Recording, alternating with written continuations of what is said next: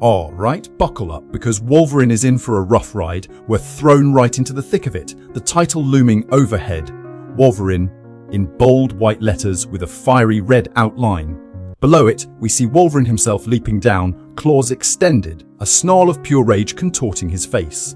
His classic yellow and blue suit is a stark contrast to the frigid, icy blue of the background. You can practically feel the chill in the air, but he's not alone. Oh no. Beneath him, rising menacingly, are two figures clad in dark, imposing armor. Their suits are a patchwork of sharp angles and deep blacks, highlighted with ominous orange lines, almost like glowing circuitry. It's clear they're not friendly. This is more than a casual stroll. Department H is hunting him, and by the looks of it, they mean serious business. Okay, things just got complicated. We're in the middle of a snowy forest, and Wolverine is duking it out with a massive, monstrous Wendigo. It's fur-matted and bloody, red eyes glowing fiercely. It's a brutal struggle, claws and teeth going at it. The panel is full of motion, with snow flying as they grapple. But there's more to this fight than just animalistic rage. Wolverine's internal monologue reveals that this Wendigo isn't just a mindless beast. He knows there's a 16-year-old kid trapped inside the monster. Adding to the drama, we see a man lying still in the foreground, his face pale and bloodied, clearly a victim of the same hunt. Apparently, a scumbag named Cyber started all this. Wolverine feels responsible for the kid trapped inside that creature, even though he knows it's going to be a royal pain in the ass. You can hear the frustration in his gruff voice as he thinks about it. It's a messy situation, a bloody, icy mess. This is getting intense. We're given a closer look at the battle, told through 3 distinct panels. In the first, the Wendigo has Wolverine pinned, its massive jaws inches away from his face. You can see the sharp, saber-like teeth and feel the sheer power of the beast. Wolverine recalls that when they first engaged, the Wendigo was hesitant, even scared, almost as if the kid within was fighting back. In the second panel, we see the pair grappling midair, their bodies locked together with the snow swirling around them. It's in this panel that Wolverine's senses are highlighted. I could sense the kid inside the monster. You can hear the urgency in his voice as he pushes forward. Then, in the final panel, the Wendigo is no longer hesitant.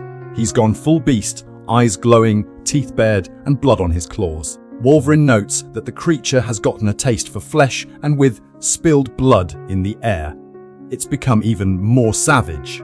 The tension is palpable. You can almost feel the primal rage emanating from the Wendigo. This isn't just a fight now, it's a desperate struggle for survival. The battle is getting even more brutal, folks. The single, full-page panel shows the Wendigo delivering a devastating blow to Wolverine with a loud whop bursting from the top. Wolverine is sent flying back. You can almost feel the force of the impact. The Wendigo is massive, its claws dripping with blood and its red eyes burning with ferocity. Wolverine's internal monologue is succinct, dry, almost amused. It's a little more aggressive. The understatement is classic Wolverine, even as he's taking a beating. The background is filled with the snowy trees and flurries. It really emphasizes the isolation and harsh environment of this brawl.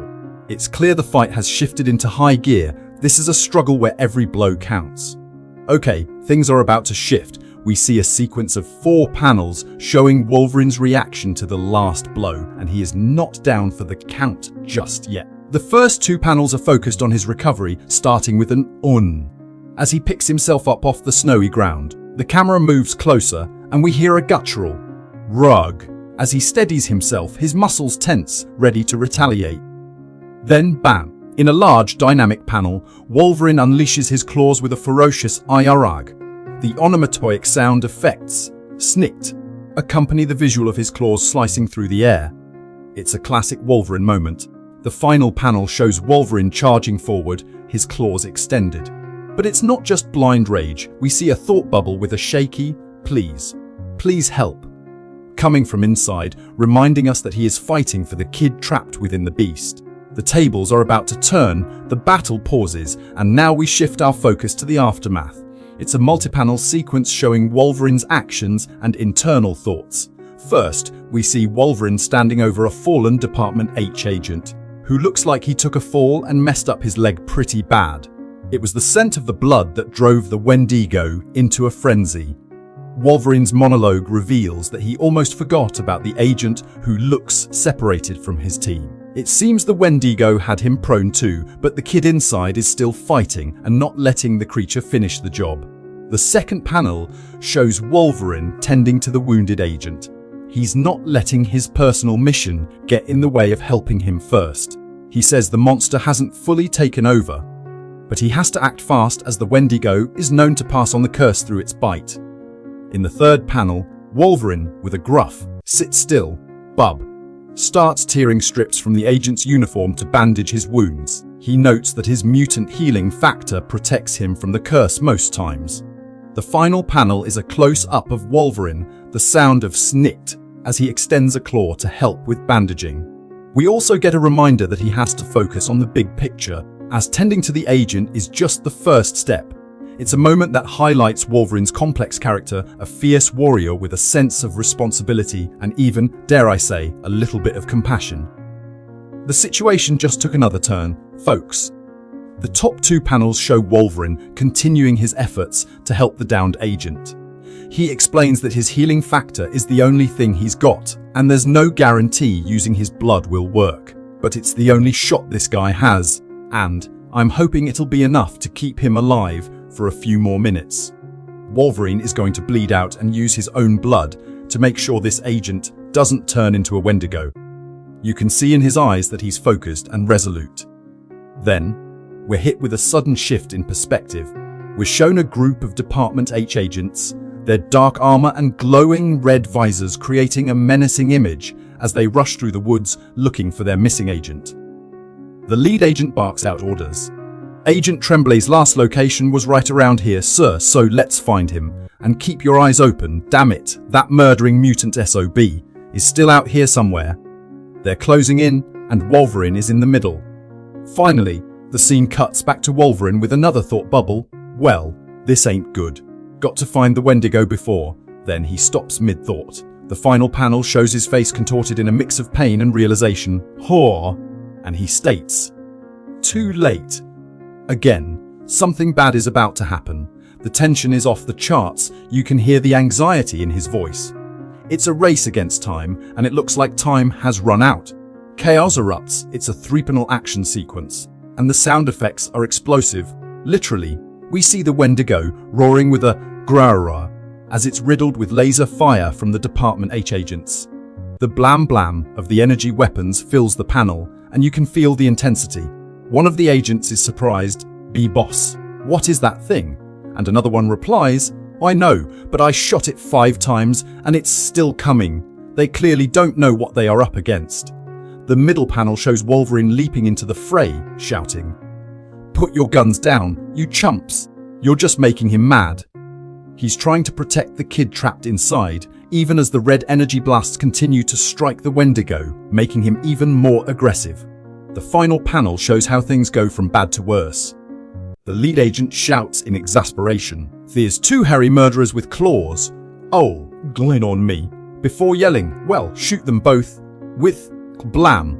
Filling the panel, we see the red energy blasts now targeting both the Wendigo and Wolverine. It's a double crossfire, and everyone is caught in the middle. The scene is visually dynamic, full of movement and tension. It's about to get messy, very messy. The situation is escalating quickly. We've got another full-page spread divided into 3 distinct panels, and it's a visual feast of action and strategy. The first panel shows a close-up of the Wendigo being hit by energy blasts, and Wolverine is running toward the chaos. In his internal monologue, Wolverine acknowledges that, despite everything, the Wendigo. No, Lenin is doing his damnedest not to go berserk, gassing most adults would have given in by now. Kids got grit. Wolverine is giving a shout-out to the young person struggling inside. The second panel gives us a broader look at the battle. Wolverine notes that no chance of him getting a hold of himself while these jackasses are set on playing cowboy. And if I pop claws on Mem, it'll make his bloodlust even worse. The Department H agents are firing blindly, and you see the Wendigo still in the fray but now on the defensive. The third panel is a wide shot showing all the players. Wolverine has leapt away from the main group, trying to come up with a plan. He thinks to himself, "Good thing I'm creative." The entire scene is a whirlwind of motion, energy blasts cutting through the snowy air, and the stark white of the snow providing a strong contrast to the dark figures. It's clear that a direct assault isn't the answer. Wolverine needs a new tactic, and he needs it fast. Okay, we're switching gears here, and Wolverine is about to show us some classic tactical prowess. The page is broken into 3 panels, and it's clear he's using the environment to his advantage. The top left panel shows the agents firing at him, lasers streaking through the snow. One of them shouts, "Over there, drop him," while another adds, "He climbs like a Sendell% squirrel," as they watch him scramble up the trees. The sound effect of blam fills the panel. The top right panel, a close-up of Wolverine mid-climb, showcases his agility and experience as he moves across a spruce tree. He notes that the spruce trees in this part of Canada are mythic in scale. Been scaling them since I was a rug rat. He is using the trees as cover, all while dodging the energy blasts. The bottom panel shifts to his plan. The panel is partially shadowed with only the snicked sound effects as he extends his claws as he moves into action. You can read about M, sure. But you can't understand how big those branches are until you're up in them, climbing around. And we then see Wolverine's claws tearing through the snow. In his mind, he notes, like an animal. He's got an idea. He knows the Wendigo is weakened now, and in a thought bubble, states, "This one's already weak. Just needs a few well-placed claw cuts." The bottom right of the panel shows the reaction of Department H. One asks, "Where the hell did he go?" With the reply, "Oop there, he's cutting they." The pace is quick, the tension is building, and you can feel Wolverine's focus. He is setting up the final move. Alright, the payoff is here. We are given a 3-panel sequence with the action. The first, large, panel shows the Department H agents falling through the snow, and the sound effect, whomp, fills the air as they land into a snowy crevice. Wolverine's internal monologue explains that this lot are dealt with for now. They'll have some broken bones and frostbite, but they're all alive. Then he adds, "That's something." He is acknowledging that the fight is taking a toll. The second panel shows a close-up of Wolverine as he turns to the Wendigo. Wolverine knows that more are on the way, as his thought bubble relays that. More come soon though, which means we need to get out of here, grower. He is still thinking about getting the kid out of harm's way and is not ready to give up. The final panel is action-packed as the Wendigo leaps towards him. The Wendigo roars, "Grurara," and we see a close-up of Wolverine, a determined look on his face, as he replies, "Which is going to be tough when the kid's still thinking about sushi dinner." Wolverine is ready to bring this battle to an end with some well-placed claw cuts. It's a mix of strategy and pure, raw combat, and you can feel the anticipation building for what comes next. We're in the heart of the action now, folks. The page is divided into 3 panels, and it's a raw, intense portrayal of the fight between Wolverine and the Wendigo. The top panel shows the Wendigo lunging at Wolverine's throat. He notes, he goes for the throat, moving faster than I thought he could. Learning quick. The Wendigo is adapting, learning, and the fight is becoming more dangerous. The middle panel is a close-up of Wolverine's face, teeth bared and eyes narrowed in determination as he thinks, "My conscious mind knows the Wendigo ain't in control of itself, that I said I'd help it." He is internally wrestling with his responsibility to the kid inside. The final panel shows a mix of internal conflict and external action. We get a close-up of Wolverine's hand, the skin scratched and bloodied. Then, we see Wolverine leaping towards the Wendigo, claws extended, with a determined look on his face. His thought bubble highlights his animalistic instincts. But my instincts, they only know one thing. The panels are dynamic and full of motion. The colors are stark and vibrant, creating a palpable sense of tension and raw energy. This is the climax of the battle, and both sides are pulling out all the stops. This page is all about the impact of the battle. The top panel is a visceral depiction of Wolverine striking the Wendigo with a grrrr, and the bloody slash of his claws cutting through the Wendigo's flesh. The Wendigo is reeling from the attack, and you can feel the power of Wolverine's countermove. Then, in a stark contrast, the bottom panel shifts to a close-up of the Wendigo's face, the transformation starting to reverse as its red eyes still burn with intensity, and the sound of "None of a please." You can feel the kid inside struggling against the monster. The visual change emphasizes the inner conflict within the Wendigo, the fight for control as the monstrous transformation begins to wane. It's a powerful, emotional moment, a mix of raw action and heart-wrenching realization. The battle has reached its peak, and the effects are palpable.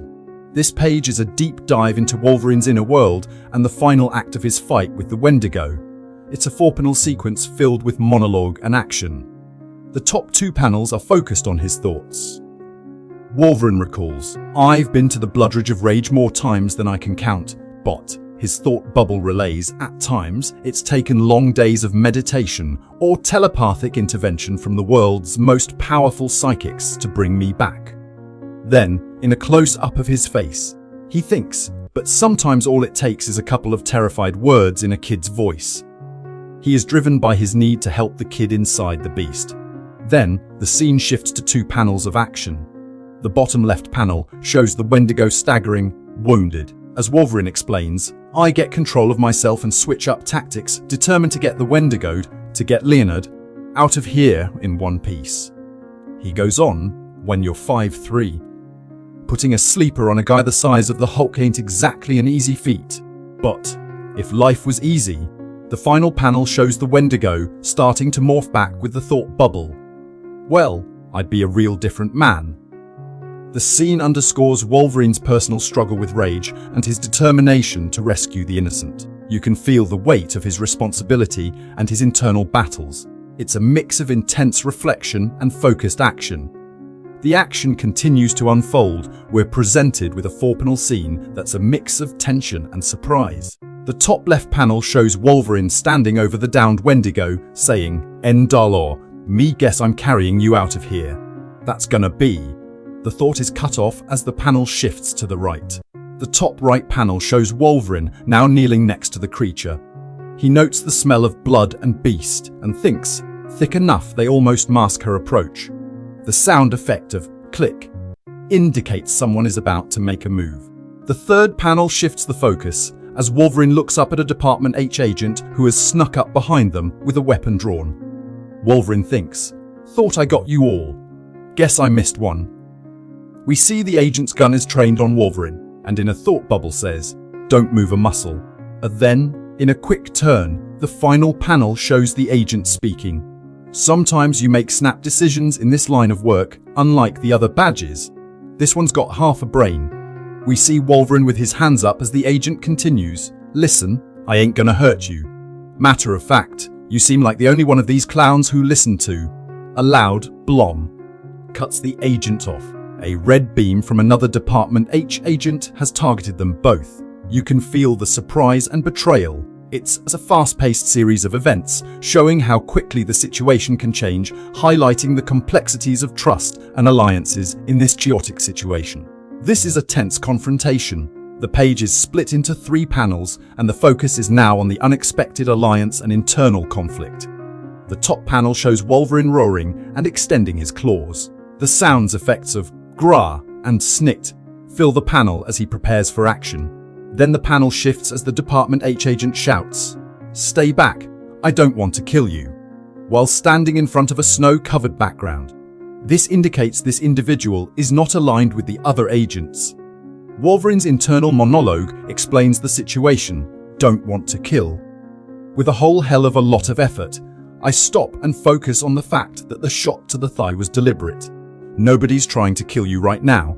He realizes that the agent may not have had malicious intent. The final panel is a dynamic close-up of the pair engaging. The Department H agent wields a heavy weapon as she strikes out at Wolverine. The shink of the weapon impacting is accompanied by the agent's thought bubble that reveals, "My brain knows it, but I repeat it internally until my body believes it." The agent adds, "I breathe deep and force myself to speak like a person, note, not gonna kill you." This scene highlights the internal battles raging within the characters and underscores the complex motivations of all the players involved. It's clear that not all of Department H are on the same side. The scene shifts to a moment of uneasy alliance and parting ways. The page is split into two panels and is primarily focused on the dialogue between Wolverine and the Department H agent. In the first panel, the agent explains, Your camper was killed by a man named Silas Burr, operating name Cyber. She continues, he did those Mounties in too. Guessing he left Dana. He's got a history, so he should be in the system. She also adds that the agent that was shot was still alive, and that Cyber slaughtered a pack of wolves near the scene. Wolverine listens, his expression unreadable. The bottom panel has Wolverine now placing his hand on the now transformed Wendigo. With a determined look on his face, he says, I'm leaving now for your sake. Don't try to follow me. Alone, armored Department H agent stands in the background. The panel is focused on Wolverine, emphasizing that his mission is not yet over. The environment is cold and snowy, which creates a fitting backdrop for this moment. This scene sets the stage for the next chapter, with the immediate threat resolved, but with a sense of unease and uncertainty. The tone shifts from action to quiet reflection as we enter a new day. The page is structured as a series of 4 panels, and the sequence is focused on a conversation between Wolverine and Leonard, who now appears to be in full control. The top panel is focused on Wolverine and Leonard as they are talking in the forest. Wolverine explains, try it again. You ain't an animal scenting blood. You're a person. He then adds, imagine smelling something you love. For me it's whiskey or a lady's perfume. For a kid like you I dunno. Pizza. Then tells Leonard, whatever the scent is, you gotta remember as you breathe. The second panel has Wolverine now training Leonard to control his breathing. Good. Good. Now push the air out with your mouth, like I showed ya harder, like you're blowing out a birthday candle. You remember birthdays. Then the scene changes as Wolverine continues, I teach him the same lessons I learned. Nothing fancy. Nothing that fixes everything. Then, the final panel shows the pair walking away as Wolverine notes, just remembering how to breathe like a person. How to keep breathing until you make it to tomorrow. Because sometimes all we can ask is to see another sunrise. The sun is rising behind them, a symbol of hope and renewal. This page is more about teaching and reflection than action. It's a very human moment, a gentle conclusion to the brutal battle we just witnessed. We're abruptly thrown into a scene of brutal violence halfway across the world in Kyoto, Japan. This page is a stark contrast to the previous one. The location is described as being 5,000 miles away, and the page is divided into 4 panels depicting an intense standoff. The first panel has the focus on a man speaking in Japanese. We will not falter. We will protect Our Lady from. The panel is partially cropped, indicating the scene is being cut short. The second panel is graphic, as a figure with golden metal hands fires a weapon at point-blank range with a loud crush and a spray of blood. The third panel shows another man, now with a black eye and looking shocked, pleading, Who are you? What do you want? The figure is not talking. Then in the final panel, the wounded man asks, Where won't you speak? Then the figure, with a loud blam, fires a blast from his golden gauntlet. The figure speaks for the first time. I trained each of those men personally, but you cut through them all without breaking a sweat. Impressive work, Cyber. So before I kill you, please be courteous enough to tell me, what does the infamous Silas Burr want? We're left with a chilling sense of unease and a clear setup of a new character and his ominous goals. It's clear the story is about to expand in a big way, and Cyber is once again the focus. Alright, things are getting explosive. The page is split into 4 panels, showing a fierce clash with another well-known character. The first panel shows a woman with dark hair and razor-sharp claws leaping into action with an intense, from Lady Deathstrike. The golden gauntleted man says, and, while you're at it, perhaps you could explain this new look. That golden sheen to your adamantium skin, those eyes. The second panel is a close-up of Lady Deathstrike as she clashes with the golden gauntleted man, the word slash, clearly indicating the impact of her claw strike. The third panel shows Lady Deathstrike preparing to strike. We see a flash of energy, accompanied by a sound effect. Prack. She announces, time to cut the silent act and. Then in a shock move, the last panel shows a close-up of Lady Deathstrike's face, her expression one of confusion and horror as she sees the golden gauntleted man's claws now infused with energy. She cries out, what are? There's a sense of danger and mystery in this scene. It's a powerful introduction of a new conflict, and a new threat has been revealed. The pace is quick, the action is dynamic, and you can almost feel the energy of the fight. And that's a wrap for this chapter. The final page is a chilling cliffhanger set in 3 distinct panels. The first panel is a stark red background with the words "Nu," and then underneath, in a smaller font, the letters "Ha-Gar." It's a sound effect that leaves a lasting impression. It's almost a scream of rage. The second panel focuses on a close-up of Lady Deathstrike with her eyes glowing. Her internal monologue reads, "It has silenced the screeching of more false metal, and now it must rest." Then she adds, "But it grows stronger with each unworthy scrap of adamantium it purifies and reclaims." The third and final panel is a close-up of Lady Deathstrike as she stares at an unseen foe with the final words, "And soon, it will be strong enough to silence it all." It is a direct statement of intent and leaves us wondering who is in the crosshairs. It's a strong finish that leaves us with a strong sense of foreboding and a clear message that there are new players involved and the stakes have been raised significantly. The words, "To be continued," leave us eagerly anticipating the next chapter. Thanks for tuning in. Stay curious, stay awesome, and don't forget to hit that subscribe button for more amazing content.